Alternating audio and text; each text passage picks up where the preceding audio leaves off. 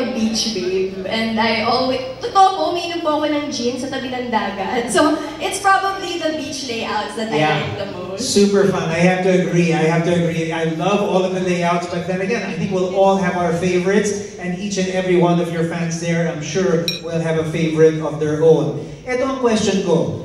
How do you feel about being called the new siren of Ginebra San Miguel? Ano ba talaga ang ibig sabihin ng siren to you? Street siren, in fact. Well, it feels very empowering. More than anything. When they told me yung concept is magiging the siren, natuwa talaga ako because it embodies strength and confidence and also authenticity, na talaga namang those are the values that I uphold and I've worked for a long time para ma-embrace ko talaga over the years. And I think being a calendar girl is not just about being sexy. It's owning your power, your voice, your story, and being called the siren feels like a badge of honor to me. Na parang, yes, this is me, this is Sue, strong, feminine, and unapologetically me. Fearless, sabi mo nga, right?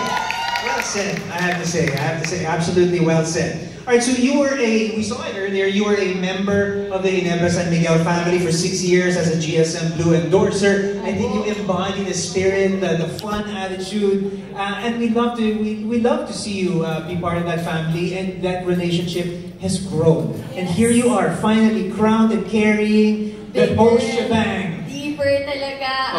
I really feel like I have a bigger responsibility now. It's not just GSM Blue that I'm bringing. Though sobrang grateful ko, I've worked with GSM Blue since 2018. So imagine it's 2025 now and I'm still part of the Ginebra family. Pero this time, mas malaki na talaga yung responsibility ko. Hindi lang to Ginebra San Miguel na alak. Hindi lang to yun. No pressure. Basketball, di ba? Grabe na. Hindi masyadong mabigat yung crown, ha? It's not just the brand of alcohol. It's a basketball team. And it's the whole family of Ginebra San Miguel that I'll be finally, bringing to everybody. So I think it's a much bigger responsibility for me. So when I found out, of course, gave myself a pat on the back.